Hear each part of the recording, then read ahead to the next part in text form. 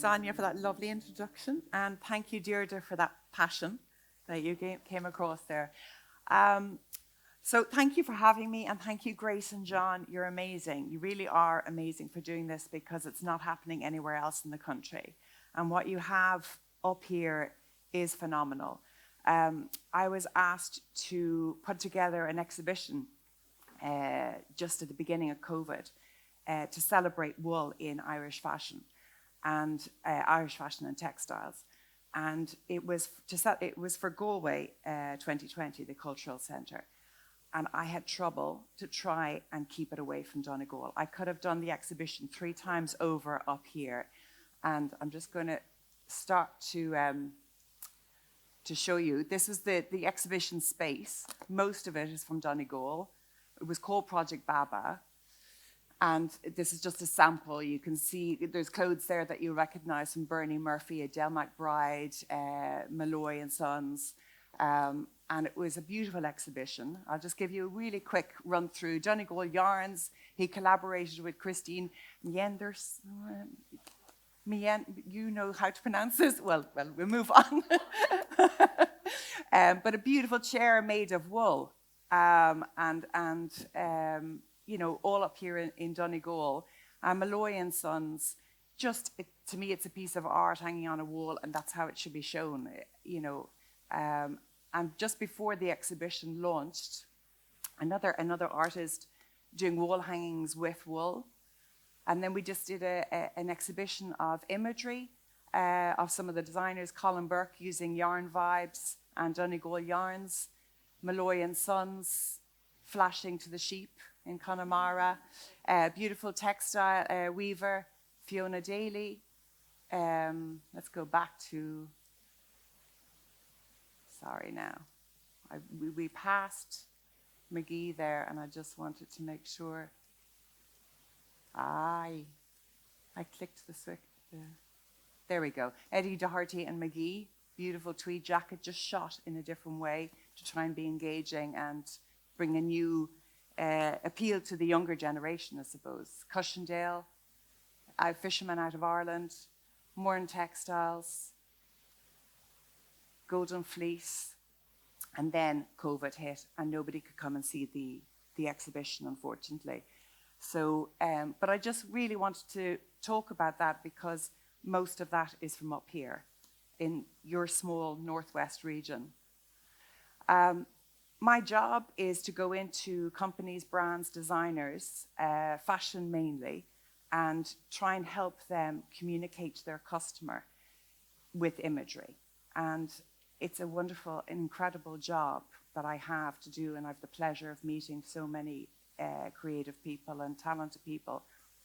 And so often I would go in and they would talk passionately about what they do and their brand and what they make, but they don't have any visual sense of how to communicate that to their customers. So my job is to, usually I would say, can you give me a list of people that you are going to compete against? Can you give me a list of people that are already doing it or have websites that you think are amazing? And it's incredible how many people actually haven't done that research.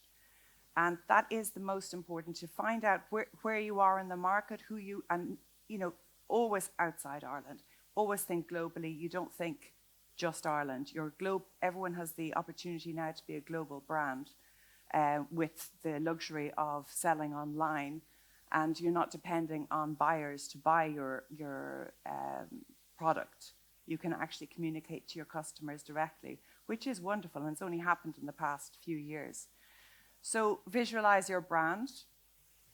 Before we talk about imagery, I'd like to talk about the 4 Ps, which traditionally marketing would be about price, product, promotion, and place. And over the past few years, it's turned to purpose, positioning, partnerships, and personalization. And those 4 Ps, you've got in abundance up here. You've all got purpose, your brands, and what you do. You don't need to position them. They're already positioned, what you do and the stories behind them.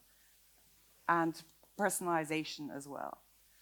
So, you know, customers evaluate brands now by why you're in business. What are you doing? What are your reasons? You know, are you sustainable? It might make them buy your piece, but if you don't do this, it will make them not buy your pieces. How you position your brand, how you build your larger culture, your ethos with experiences, your partnerships, who you partner with, make sure that they're right for your brand, that they have, you know, it has the ability to put a halo effect over your brand with collaborations, but it also, if you do it with the wrong people, it can fizzle out quite quickly. You know, influencers were a big deal a few years ago, but you got to pick the right influencer for your brand. And personalization, and that's with your product and how you package it and how you present it. So we all know this quote, and I couldn't improve on it, so I have to use it. An image was worth 1,000 words. So with your images, you can tell all the stories that you want to tell in one image. And you've got that opportunity now with your own websites and with e-com to talk directly to your customer in one image, like Deirdre was talking about, and get that feeling and emotion across. You don't have to depend on anybody else to interpret it. It's up to you. So brand imagery,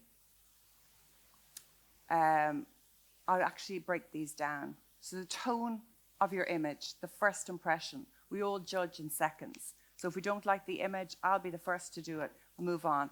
If I don't believe that the designer or the company believes in themselves and believes where they should be positioned, I'll move on. Before touching, the image is before touching and feeling, before experiencing. The power to hold your attention. If it's eye contact, if it's a mood, if it's sunset, the lighting, and what's different about your brand with your image. One shot is better than 10 bad ones. It's very hard to recover. So I've seen time and time again, companies will go, okay, we've got our budget. We can go and do a beautiful shoot, incredible imagery, and they use it for a year, and then the following year they lose that budget. They don't have it to do it again, and it happens. That's the way it goes. But consistency is so important. So once you've got customers looking at your brand and you've got this great imagery, and oh my God, I'm on. You know, maybe they're not buying, but they're like following you, and they're taking note, and they'll come back in 6 months' time, and then boom, you don't keep that up. You've wasted the money you've put in originally. It's all, you know, so you can be consistent with what you're doing in your imagery. This fine example, to have this on a banner of a website, it's a Irish cable. We all think, you know, a lot of people would think that it can be itchy. Something like this will say it's soft, it's comfortable. You know, I'm wrapping myself. It draws you in. The eye draws you in. Oops. Clicker. You know, power of an image. Who are we speaking to? Who's the customer if that lands on your page? You know, you're speaking to a busy mum with kids who wants to look glamorous. You do menswear and women's wear. You're a fun brand. You want to appeal to people having fun, living life, getting out there, not just pouting and, you know, wearing fashion, but actually getting out and having a good life. And this, again, you know, the casting, the using the right people to show your brand off. You're already selling to maybe 50 plus. You want to start you're keeping that customer. You want to start getting the younger crew to buy your product. Use younger models. And this is because I work in the fashion, I work a lot with models. So I'm sorry if this isn't relevant to some of your products, because not all of you need to actually use models in your photography. This, to me, is the most important thing. The image has power to communicate a feeling and to draw you in. Do you want to be that person? Do you want to live that life? Do you want to hang off that, you know, fence? Do you want to go running in the field? Do you want to sit and watch the sunset go down? What emotions? All the emotions, what makes you feel drawn to that brand? Freedom, mystery, motherhood, but still looking glamorous, warmth, You know, I'm still out in the cold. You can still see it's like, you know, probably it is Ireland, but you know, I'm still happy because I'm wearing my gorgeous, yummy sweater. Warm, just a feeling. I'm drawn to this image because she's so happy and content and feeling the sun in her face. I want to know more. And then clever ways, if you can't afford models, clever ways to show off what you do. And also, you know, on your feed for Instagram, it can be quite boring to constantly have people's faces. You want to break it up. And doing still shots, product shots, interesting ways. This was actually for an exhibition, and it's couture, but you know, it's luxury. So the whole feel of the image is to convey couture, luxury, high end. But this is another brand. You know, do people want to see themselves, how they're going to wear it? You know, if it's just a model in a studio, or if it's just on a hanger, you know, yes, they can see and they can touch it, but actually if they're going to look at something like this, oh yeah, I could actually do my gardening in my jumper, you know?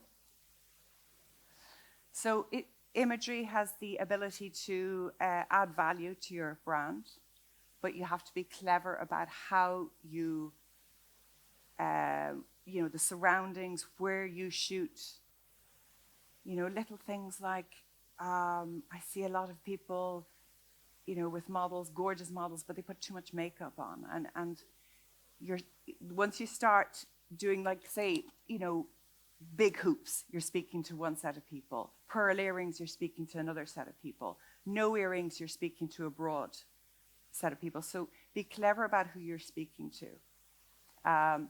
You know, a lot of makeup, you're speaking to one set. No makeup, bring it back bare. You're speaking to more people. That's the styling as well. You know, if you are a high-end brand, don't go and put your clothes with, you know, fast fashion, Zara or, you know, cheaper brands. Match them, collaborate with other companies that are on the same level as you. There we go. This is just, again, pare the makeup back. Use a car that, you know, sums up your brand. You know, this was for a beautiful company here called Hannah Hats. I don't know if anyone's here from Hannah Hats. But, you know, the car picked was to sort of be a little bit retro. He's younger than maybe most of their customers. That's to draw in more people his age. But the mood of this is luxury. There's no smiles in this shoot. It's all about luxury, comfort. The house used sets the tone. Again, a fine example, you know, beautiful quality sweater. I struggle to try and find bottoms to work with, you know, bottoms in wool, actually. So I ended up getting a John Handley blanket and just sewing it the night before a shoot into a skirt. But the number of people that emailed about that skirt to fishermen out of Ireland was insane, asking where they could get it. So, you know, naturally I go to try and find out who does large tweed skirts. Nobody. Bernie Murphy is doing slimmer tweed skirts. Bernie, where are you? So we sent a lot of people in Bernie's direction. But you're talking about from America, all around, nobody's doing these bottoms for tweed. And I've asked about tweed trousers as well. Oh, no, they just don't sell. They're uncomfortable. But you know what? There's ways around. And looking at McGee as well.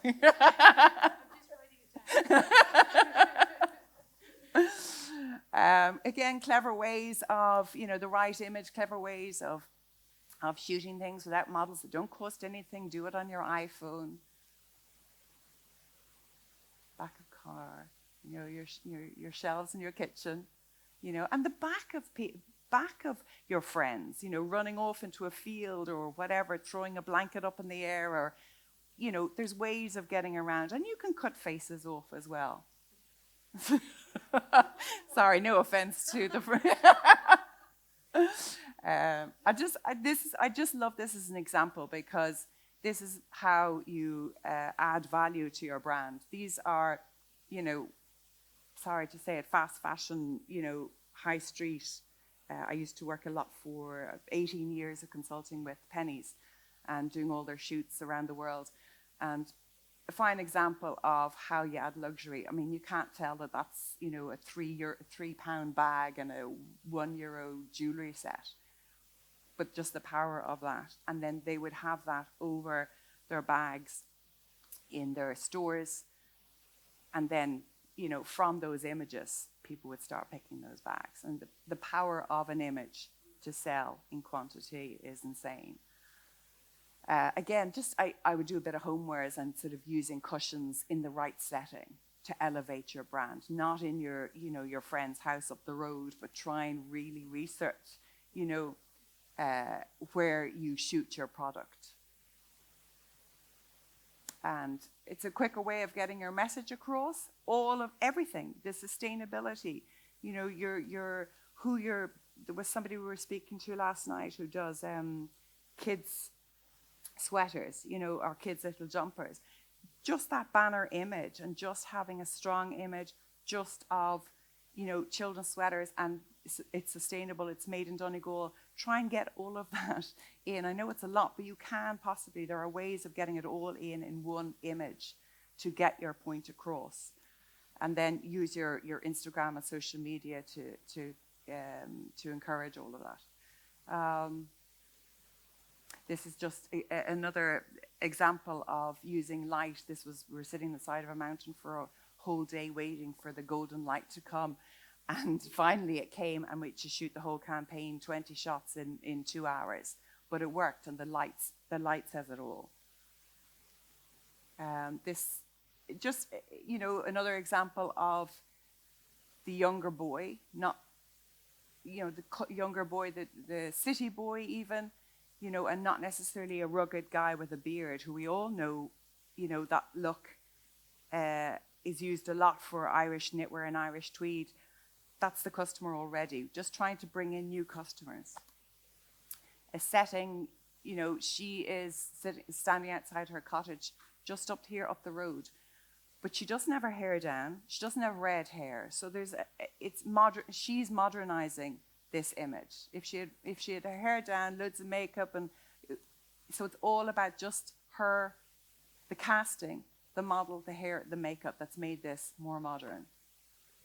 Here's Bernie Murphy's gorgeous trousers. This is Fisherman out of Ireland, a Hannah hats. And they're all sitting so well together.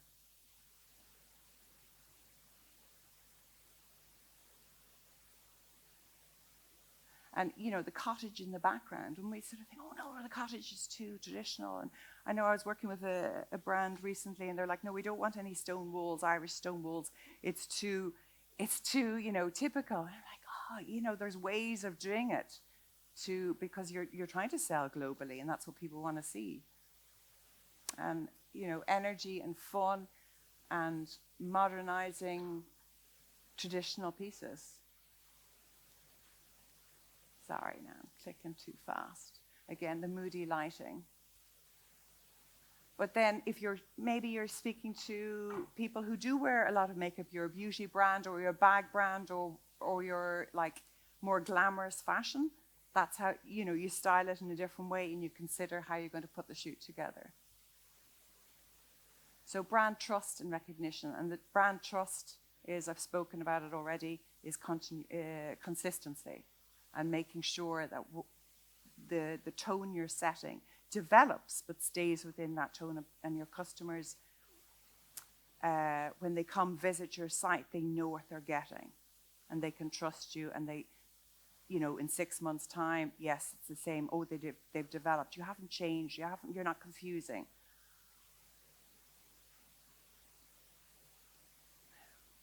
And then to collaborate with, I know Aislinn's going to talk about collaboration, but it's such an important part. But there's so many different types of collaborations, like with people who, from your graphic designers to the people who are setting up your websites to people who are going to help you, design. If you're Malloy and Sons and you want some other designer to come in, who you pick is so important to align with. And just a little, before you do any shoots, before you put a plan together, even if it's you just shooting, with your own phone, it doesn't matter. You put your plan together. When you've got those images, how are you going to space them out over the next 3 months? Until you do your next shoot or your next 6 months. And I know we're trying to go against fast fashion, but people still need to see new imagery and interesting imagery to keep them engaged. It might be the same product, it's just shot in so many different ways. I hope that's okay. Thank you.